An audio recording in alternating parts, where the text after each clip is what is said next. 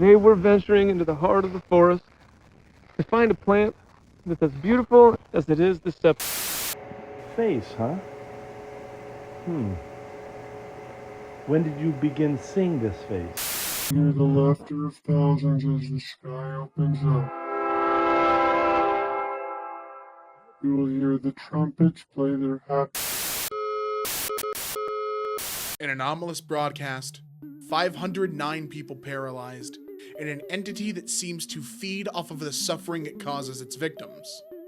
In 2003, Pennsylvania bore witness to the Boiled One phenomenon.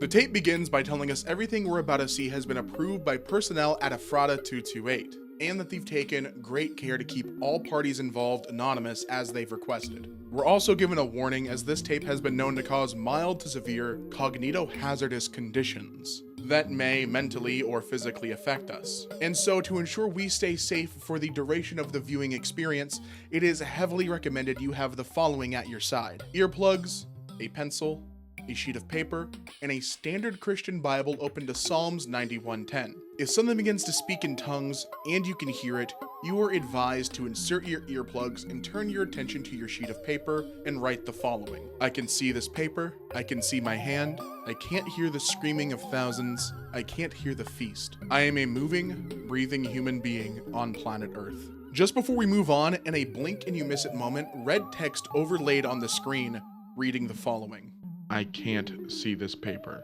I have no hand. I can hear the laughter of thousands. I can hear the feast. I cannot move, nor do I want to. After you've written on your sheet of paper, you must recite Psalms 91:10 aloud. No evil shall befall you, and no plague shall come near your dwelling. Psalms 91 is about spiritual warfare, protection from evil spirits, at least from my research. We're told if the Bible verse doesn't work and unholy images persist in your mind, that all you can do is pray. And I don't know about you, but how that sounds to me is that whatever we're trying to protect ourselves from is not warded off by prayer or by faith. You cannot pray your way out of its grasp. In the event you must carry out the procedures as described, you must immediately afterwards contact authorities to be administered amnestics. Many appear to lead a normal life afterwards. Now that the warnings and procedures have all been laid out, it's time to learn about the Boiled One phenomenon.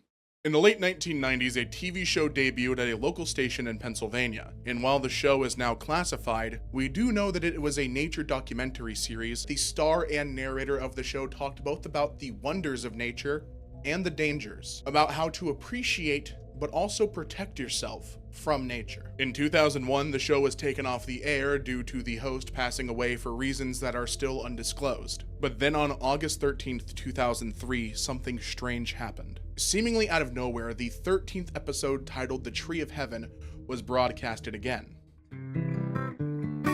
Good morning, bushwhackers. Today we're venturing into the heart of the forest to find a plant that's as beautiful as it is deceptive. Poison oak. We all know about it, and here in Pennsylvania it's not as common, but still something to look out for. And here on we aim to uncover all the wonderful secrets that nature has to offer, no matter how minuscule or gigantic. So let's get going, shall we?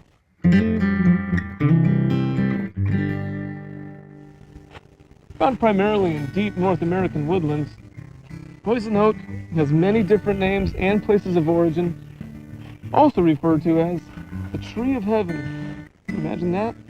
In China and Taiwan, one of these invasive species made its way to America in the 1700s and took its ground here boldly. As many of us know, it's infamous. During an interlude segment, the program was hijacked. An anomalous broadcast was aired depicting a red, melted face that spoke to viewers in a, quote, warm yet disconcerting voice, end quote. The face and its properties will be referred to as FEN228 from here on out. While FEN228 spoke, footage and even live camera feeds of hospitals and bedrooms overlaid the screen, obscuring FEN228's face. And while most remember FEN228 speaking English, there are multiple non-English speaking viewers who remember every word FEN228 said. What you're about to see is a restored clip of the broadcast. It has been shortened and the audio has been reversed, muffled and dampened to suppress its hazardous attributes. You are encouraged to wear blue light glasses and insert your earplugs for the safest possible viewing experience. Are you ready?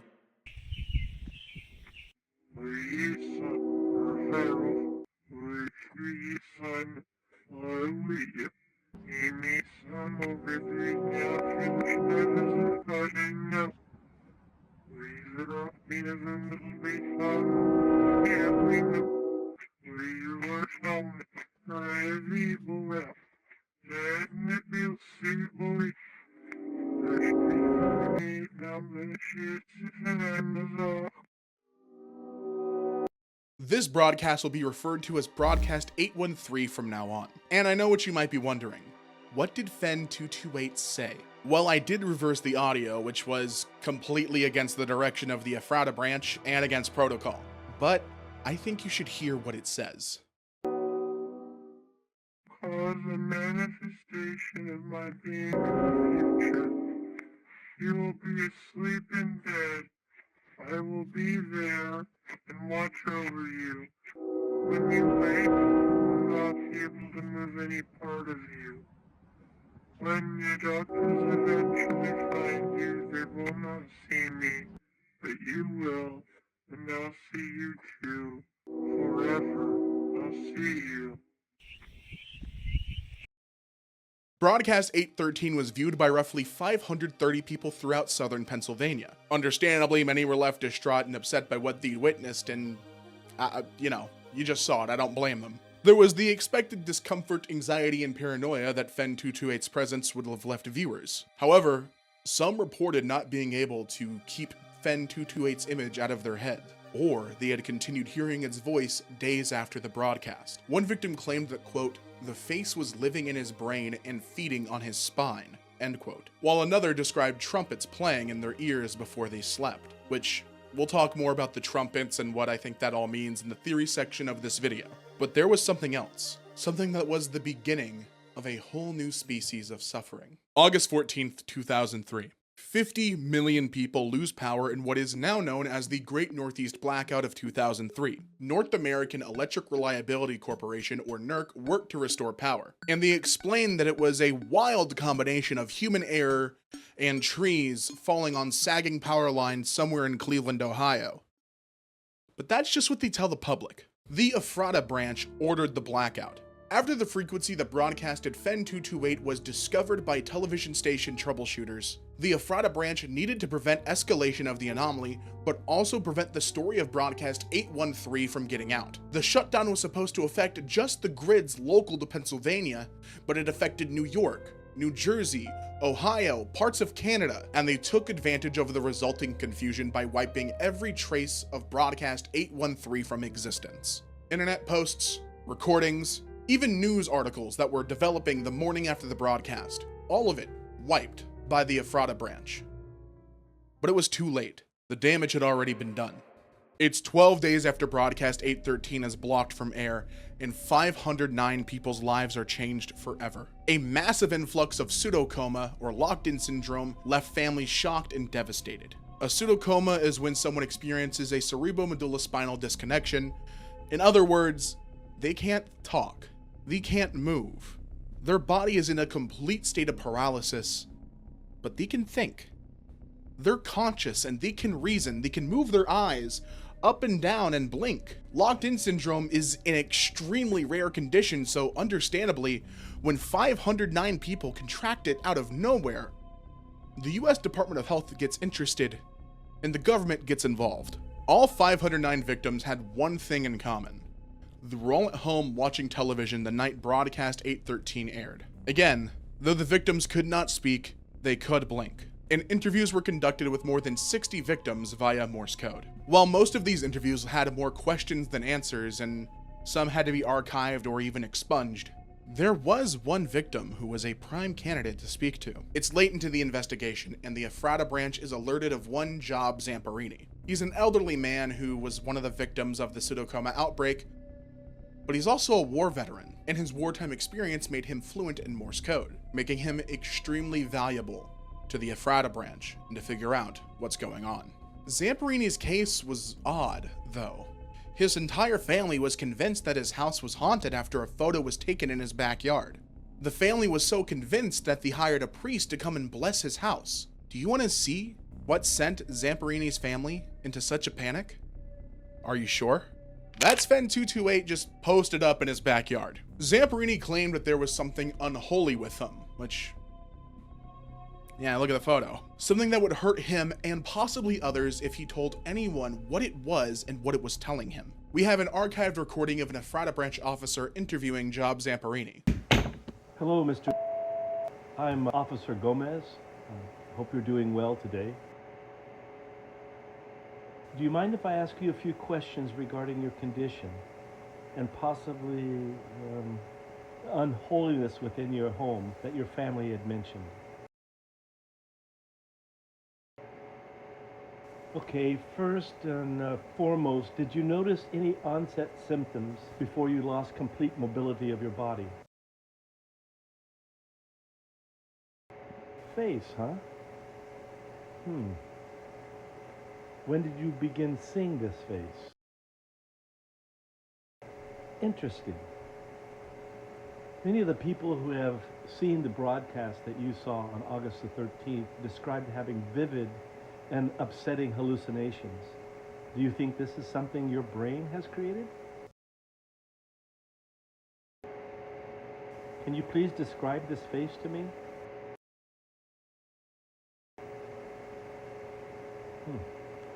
I still don't see it. Have you been having any hallucination aside from the face? I'm sorry to hear that. Are these screams constant? Thank you. You shedding light on this is helping more than you know.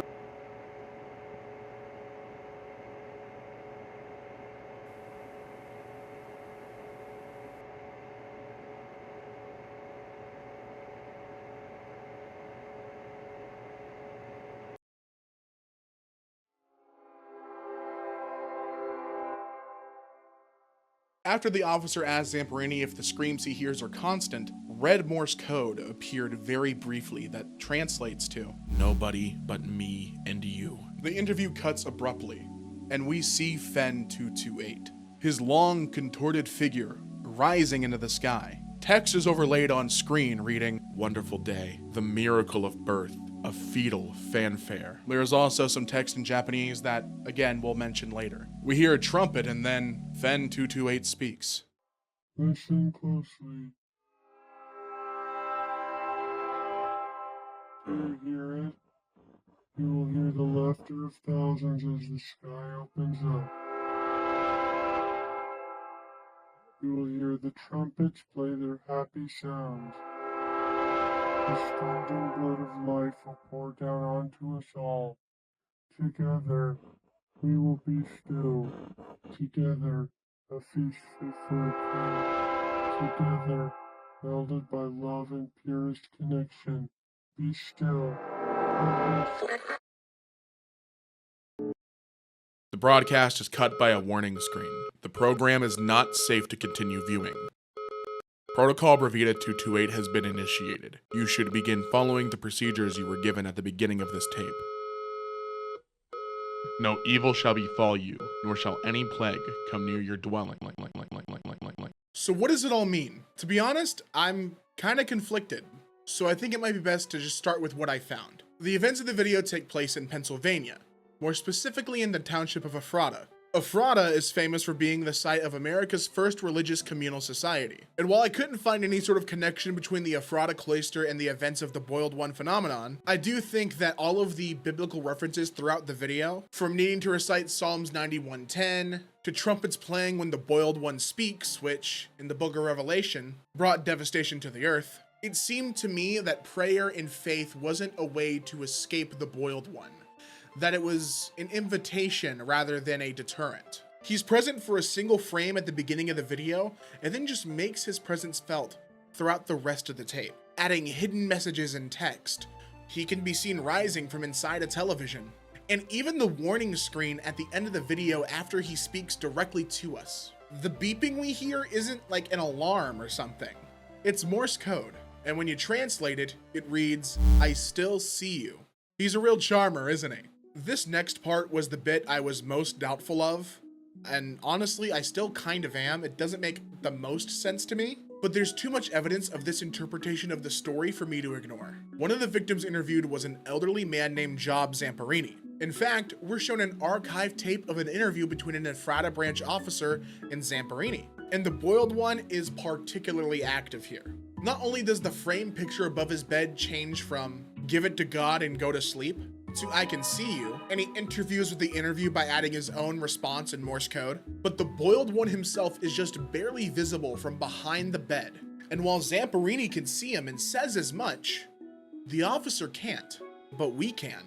And I think we can already see him because we have been subjected to him earlier on in the tape. Just like it never left Zamperini, now it's not leaving us. And after the Boiled One rises up from behind the window, the interview cuts abruptly to the Boiled One talking directly to us. And there's text in Japanese that translates roughly to "fear the one and only Watanabe bird." But that isn't the first place that we see a reference to the bird. Way earlier in the video, while it's describing the Boiled One and the broadcast it appeared in, we see a photo of an eye with red Japanese text reflected inside of it. Translated, this reads to "fear the bird." So who is the Watanabe bird and what does it have to do with the Boiled One?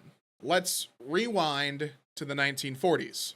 World War II is ongoing and tensions couldn't be higher. There's a Japanese imperial soldier who, throughout his service, gained notoriety for his treatment of prisoners of war in the Japanese internment camps. He was particularly cruel. He made one prisoner of war sit in a shed for 4 days wearing nothing but an undergarment, and tied another older POW to a tree for days on end. This soldier's name was Mutsuhiro Watanabe, nicknamed the Bird. And one of his most notable prisoners of war that ended up being released was one Louis Zamperini. That name should sound familiar, as it's shared with Job Zamperini, the elderly war veteran who was interviewed by the Ephrata branch officer. Let's talk a little bit about Louis Zamperini after being released. Once released, Zamperini was suffering through PTSD from being a prisoner of war. And he got through that PTSD through his belief in Christianity and his belief in forgiveness. That belief in forgiveness was so strong that he wanted to forgive his most cruel tormentor, Mutsuhiro Watanabe. But Watanabe never agreed to meet with him. In fact, Watanabe was unrepentant. He never apologized for the war crimes he committed, and eventually died in April 1st of 2003, mere months before the Boiled One phenomenon took place. Am I saying that the Boiled One is just the resurrected soul of Mutsuhiro Watanabe? Kinda? I didn't at first, don't get me wrong, I thought it was a little silly. And it still seems like a reach to me, but then I saw this photo posted to the Dr. Nowhere subreddit from Dr. Nowhere's Patreon. It's titled Watanabe Disfiguration. It looks like an earlier version of the Boiled One before he got all boiled. It's really hard for me to ignore the connection between the Zamperinis of both our actual real world and the world of the story, as well as the very direct references to Watanabe's nickname. So here's what I think is going on. Mutsuhiro Watanabe dies in April 1st, 2003. In life, he's a cruel, notorious war criminal, making prisoners in Japan's internment camps suffer greatly. And in death, the raw, dark energy Mutsuhiro has manifests into the Boiled One, an entity responsible for, quote, a new species of suffering, end quote. He targets Job Zamperini, the released prisoner of war that went out of his way to try and forgive Watanabe. And I think this is where the Boiled One took advantage of Zamperini's faith. It's what he used to overcome the suffering inflicted on him at the hands of Watanabe. So I think the Boiled One used religion as a new way to make his former prisoner suffer again. Hi, Editor Damien here. You know how I was saying that I think the Boiled One manifests to people differently depending on who it is? I just saw a post from Dr. Nowhere's Instagram that I feel like lends more credence to that. So it's the photo the Zamperini family took, the one of Fen228 next to the playhouse. But the caption reads this: Flesh Cactus of Pennsylvania, Northeastern Flesh Tree, Tree of Hell, Flesh Sumac, or the Boiled One. Many names, few appearances. Sometimes tall, sometimes short. Tall if it desires to be seen, short if it needs to fit underneath your doorway. Invisible to most naked eyes. Only seen by cameras, and those it wants to be seen by, 8/16/03. So the caption dates the photo as being taken on August 16th, 2003, meaning that it appeared in Zamperini's backyard days after the broadcast. But what I find interesting is that last sentence, only seen by cameras and those it wants to be seen by. You can already establish that Fen228 wanted to be seen by Zamperini, and the other 508 people in Pennsylvania, I guess, were collateral. I don't know. So I feel like this could mean a couple of things, but what I'm kind of taking from this is that the tree form he takes is like his general form, or true form, whatever, but to those he wants to be seen by, he takes something more specific. I don't know. I saw this at like 4 in the morning, and I had to talk about it because I didn't want this video to go out without it. Anyway, we can go back to what I had already edited. That being said, I don't think that the Boiled One would manifest to every victim of the broadcast as Mutsuhiro Watanabe. It doesn't make a lot of sense to me. I think the Boiled One will take whatever makes each individual suffer the most and find a way to inflict that onto them. And I mean, what are they gonna do?